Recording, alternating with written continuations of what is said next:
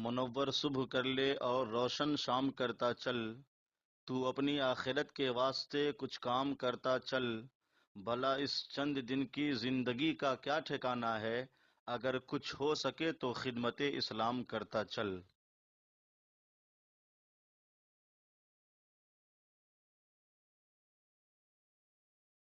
سورہ ہود کی آیت نمبر 25 سورہ ہود کا تیسرا رکوع اور یہ 12ویں پارے کا بھی تیسرا رکوع ہے۔ اللہ رب العالمین نے ارشاد فرمایا، وَلَقَدْ أَرْسَلْنَا نُوحًا إِلَىٰ قَوْمِهِ، اور بے شک ہم نے نوح کو اس کی قوم کی طرف بھیجا۔ انی لکم نذیر مبین، آپ نے قوم سے فرمایا کہ میں تمہارے لیے واضح ڈر سنانے والا ہوں۔ اللہ تعبدوا الا اللہ، کہ اللہ کے سوا کسی کو نہ پوجو۔ انی اخاف علیکم عذاب یوم علیم، بے شک میں تم پر ایک مصیبت والے دن کے عذاب سے ڈرتا ہوں۔ حضرت صدر الافاضل حضرت علامہ سید نعیم الدین مراد آبادی علیہ رحمہ تفسیر خزائن العرفان میں تفسیر خازن کے حوالے سے لکھتے ہیں کہ حضرت عبداللہ بن عباس رضی اللہ تعالی عنہما نے فرمایا کہ حضرت نوح علیہ السلام 40 سال کے بعد مبعوث ہوئے، یعنی آپ نے نبوت کا اعلان فرمایا 40 سال کی عمر میں، اور 950 سال اپنی قوم کو دعوت فرماتے رہے۔ 950 سال 950 برس آپ نے تبلیغ فرمائی، اور جب طوفان آیا اور قوم ہلاک ہو گئی تو اس کے بعد 60 برس دنیا میں آپ رہے۔ اس حساب سے آپ کی عمر 1050 سال کی ہوئی۔ اس کے علاوہ عمر شریف کے متعلق اور بھی اقوال ہیں۔ فقال الملأ الذين كفروا من قومه، تو نوح کی قوم کے سردار جو کافر ہوئے تھے وہ بولے، ما نراک الا بشرا مثلنا، ہم تو تمہیں اپنے ہی جیسا آدمی دیکھتے ہیں۔ اس گمراہی میں بہت سی امتیں مبتلا ہو کر اسلام سے محروم رہیں۔ قرآن پاک میں جگہ جگہ ان کے تذکرے ہیں۔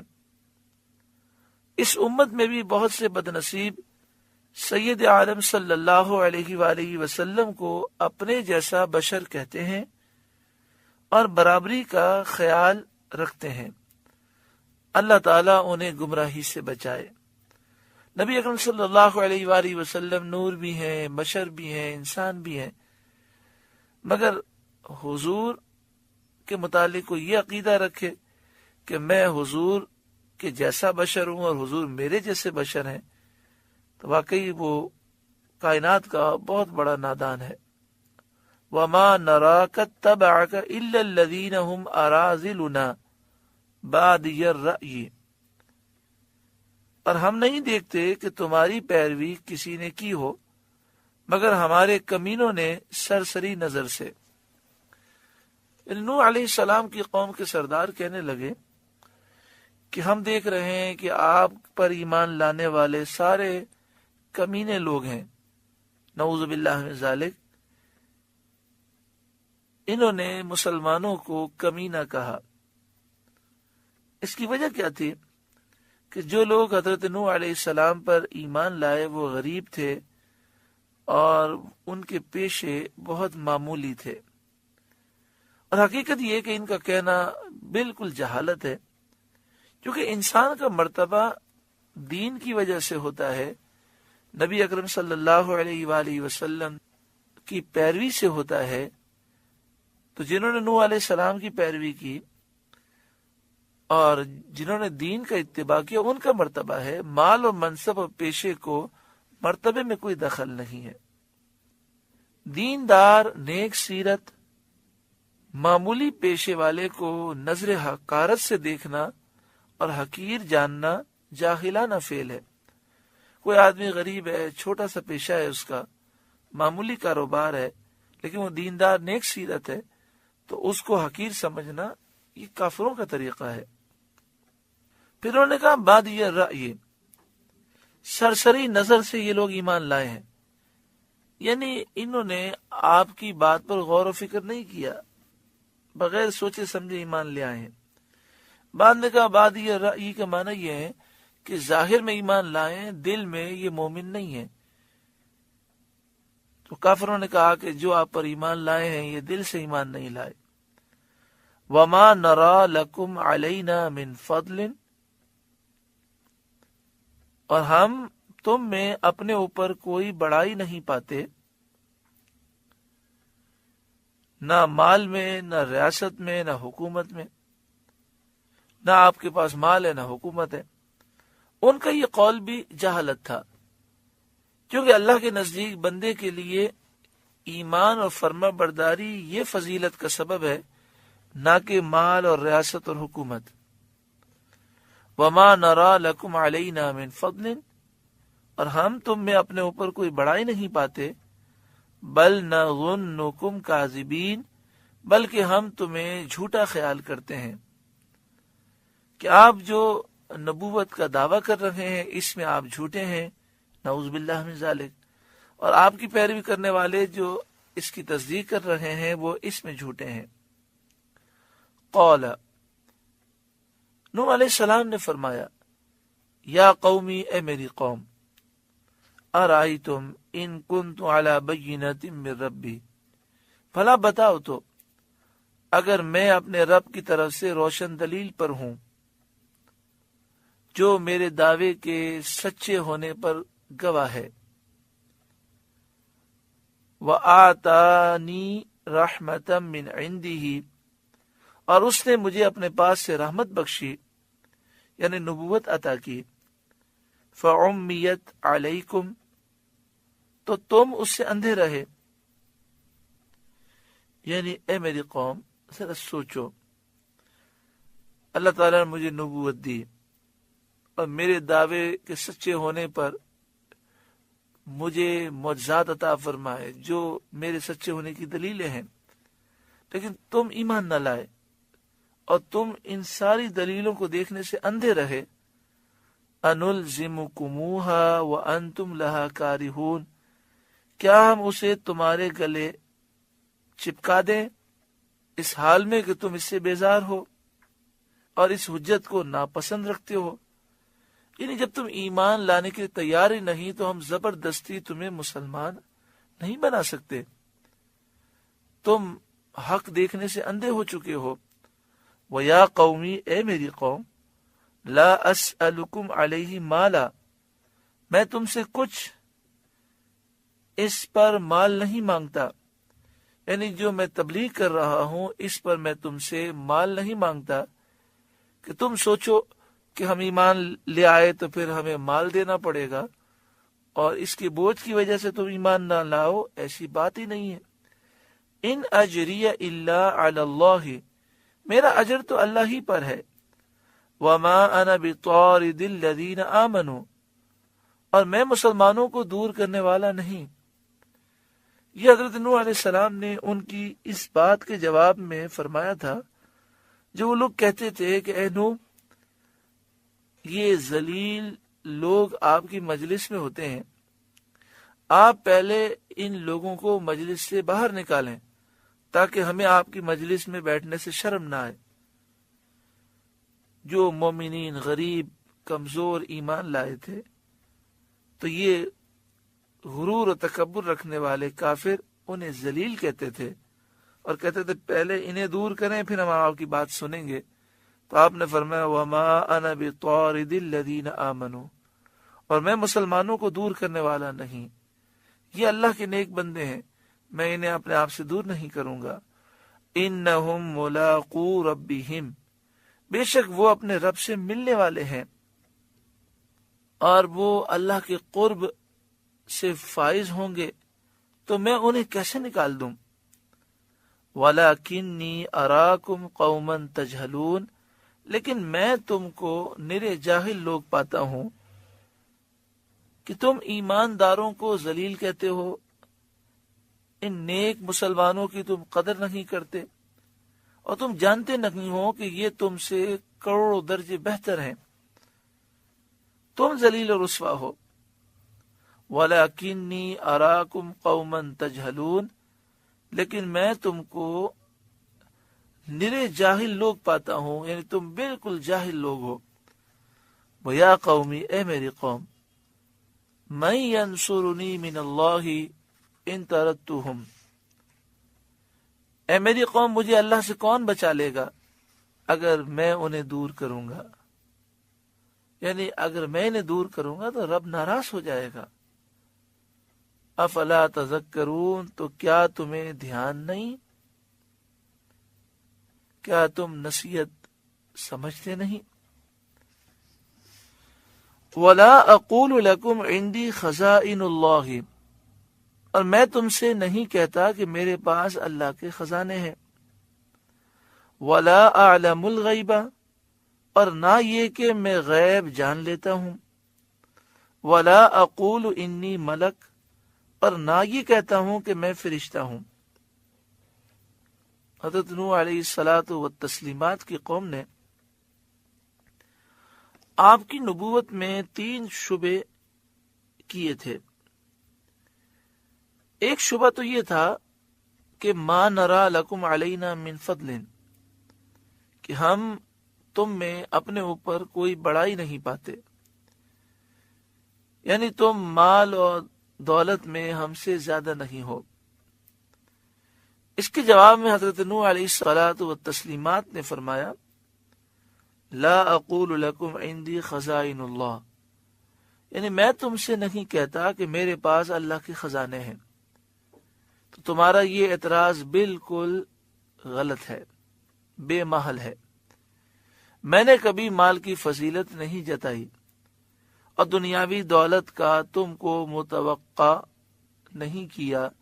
میں نے دنیاوی دولت کی امیدیں تمہیں نہیں دلائیں کہ میرے پاس خزانہ بہت ہے، میں تمہیں مالا مال کر دوں گا، اور اپنی دعوت کو مال کے ساتھ وابستہ نہیں کیا۔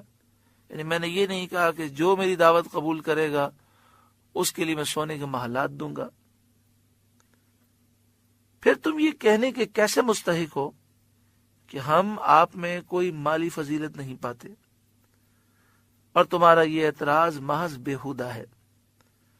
دوسرا شبہ قوم نوح نے یہ کیا تھا ما نراک تبعک الا الذین هم اراذلنا بادی الرأی، یعنی ہم نہیں دیکھتے کہ آپ کی کسی نے پیروی کی ہو مگر جو کمینے لوگ ہیں ہم میں سے، انہوں نے سرسری نظر سے آپ کی پیروی کی ہے۔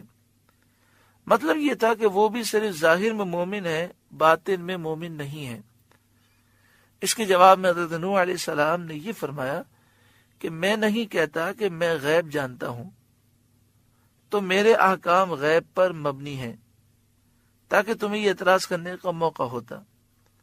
جب میں نے یہ کہا ہی نہیں تو اعتراض بالکل بیکار ہے، بے محل ہے، اور شریعت میں ظاہر ہی کا اعتبار ہے، لہذا تمہارا یہ اعتراض بالکل بیجا ہے۔ نیز لا اعلم الغیب فرمانے میں قوم پر ایک لطیف تعریض بھی ہے، یعنی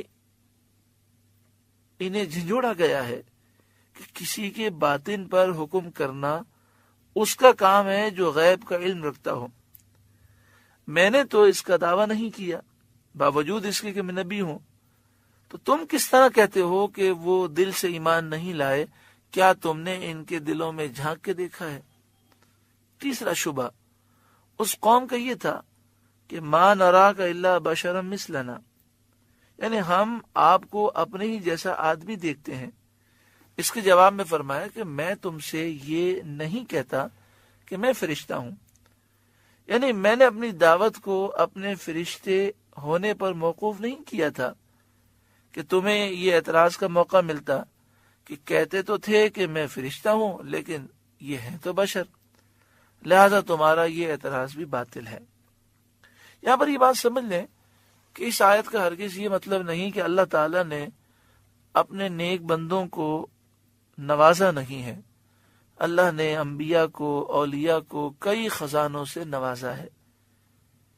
مراد یہ کہ میں نے یہ دعویٰ نہیں کیا کہ میں خزانے رکھتا ہوں اور تمہیں بانٹوں گا۔ اللہ نے مجھے خزانے دیے ہیں، لیکن یہ خزانے تمہیں نظر نہیں آتے، تو تمہارا یہ اعتراض بالکل بے محل ہے کہ میں نے یہ دعویٰ نہیں کیا۔ نبی اکرم صلی اللہ علیہ وآلہ وسلم کی حدیث بخاری شریف میں اللہ خزانے مجھے دیتا ہے اور میں تقسیم کرتا ہوں۔ اسی طرح بخاری شریف میں اوتیت مفاتیح خزائن الارض، مجھے زمین کے خزانوں کی چابیاں دی گئیں، یعنی زمین کے خزانوں کا مجھے مالک بنایا گیا۔ دوسری بات ولا اعلم الغیبہ، اس کے معنی یہ ہے کہ میں ذاتی طور پر غیب جان لوں، اللہ کی عطا کے بغیر ایسا نہیں ہے، میں نے اس کا دعویٰ نہیں کیا۔ انبیاء غیب جانتے ہیں، مگر وہ باتیں جانتے ہیں جو اللہ سکھاتا ہے۔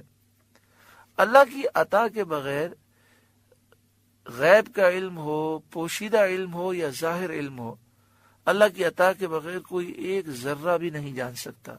اللہ کا علم ذاتی ہے، اللہ کے بندوں کا علم عطائی ہے۔ آگے شاد فرمایا وَلَا أَقُولُ لِلَّذِينَ تَزْدَرِي أَعْيُنُكُمْ لَن يُؤْتِيَهُمُ اللَّهُ خَيْرًا، اور میں انہیں نہیں کہتا جن کو تمہاری نگاہیں حقیر سمجھتی ہیں کہ ہرگز انہیں اللہ کوئی بھلائی نہ دے گا۔ تم یہ کہتے ہو یہ غریب جو آپ پر ایمان لائے ہیں، یہ جس طرح دنیا میں بے سر و سامان ہے، آخرت میں بھی ان کا حال یہ ہوگا۔ آپ نے فرمایا میں یہ نہیں کہتا، یعنی یہ اللہ کے نیک بندے اسی پر قائم رہے تو اللہ آخرت میں خوب نوازے گا۔